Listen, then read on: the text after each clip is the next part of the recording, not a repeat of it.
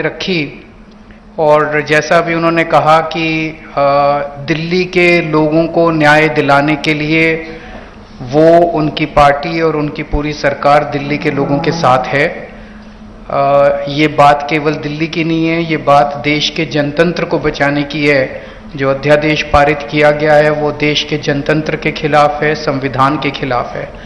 सो उनके सपोर्ट से हमें बहुत ताकत मिली है और हम इस सपोर्ट के लिए मैं पूरे दिल्ली के लोगों की तरफ से उनका तहे दिल से शुक्रिया अदा करना चाहता हूं। हमारी सरकार दिल्ली में पहली बार जब 2015 में बनी थी, फरवरी 2015 में दिल्ली में हमारी सरकार बनी थी। फरवरी 2015 में सरकार बनी और 23 मई को मात्र 3 महीने के बाद मोदी सरकार ने एक नोटिफिकेशन लाके हमारी सारी पावर छीन ली 3 महीने में। तो अब ब्यूरोक्रेसी के ऊपर हमारे से पहले शीला दीक्षित जी की सरकार थी। शीला दीक्षित जी का पूरा कंट्रोल था ब्यूरोक्रेसी के ऊपर, transfer, posting, disciplinary action, creation of new posts. So जितने सर्विस रिलेटेड मैटर्स हैं, शीला दीक्षित जी का पूरा कंट्रोल था। हमारी सरकार आने के बाद 23 मई 2015 को उन्होंने नोटिफिकेशन लाके ये सारी पावर छीन ली।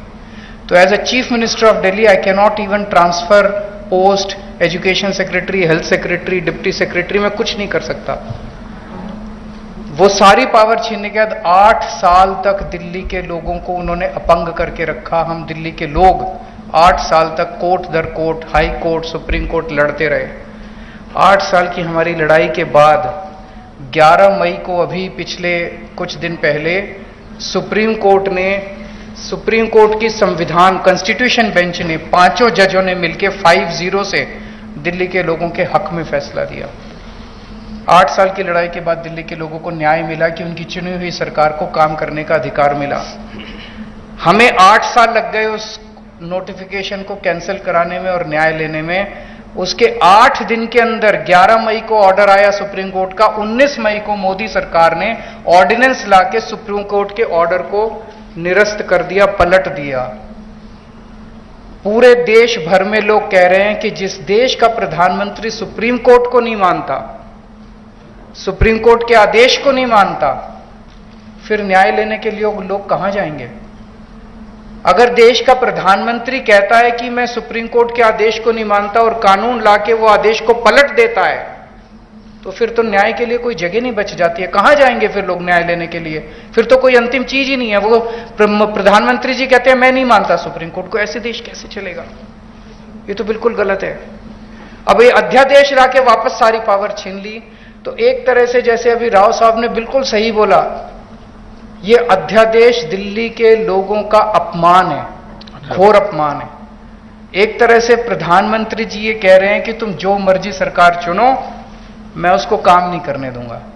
तो दिल्ली के लोगों को चैलेंज कर रहे हैं प्रधानमंत्री मोदी जी कि मैं, तुम जो मर्जी सरकार चुनोगे, मैं काम नहीं करने दूंगा।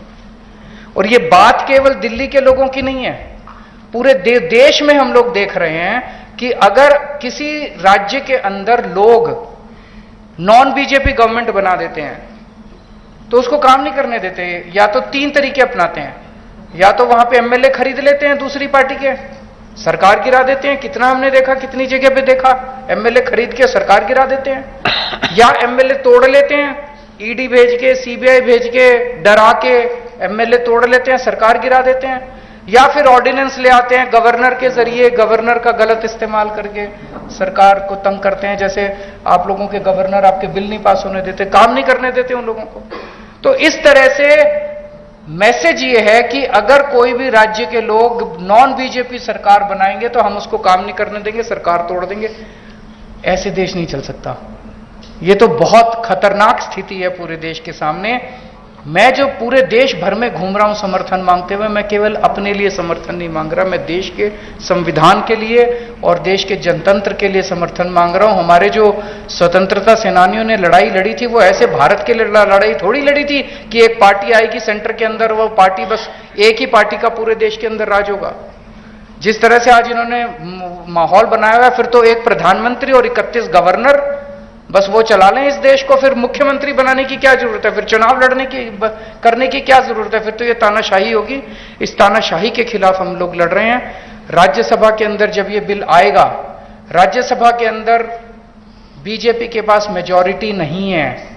बीजेपी के out of 238 MPs, BJP has only 93 MPs. BJP के पास मेजॉरिटी नहीं है। मैं फिर से शुक्रिया अदा करता हूं राव साहब का। अगर हम सब लोग नॉन बीजेपी पार्टीज इकट्ठे हो गए तो इस बिल को हम राज्यसभा के अंदर गिरा सकते हैं। और अगर ये बिल गिर जाता है तो पूरे देश के लोगों को विश्वास हो जाएगा कि 2024 के अंदर मोदी सरकार वापस नहीं आ रही है। ये इसका सेमीफाइनल होगा 2024 का। ये कॉन्फिडेंस देगा पूरे देश के लोगों को कि मोदी जी को हराया जा सकता है। तो ये जनतंत्र को बचाने की लड़ाई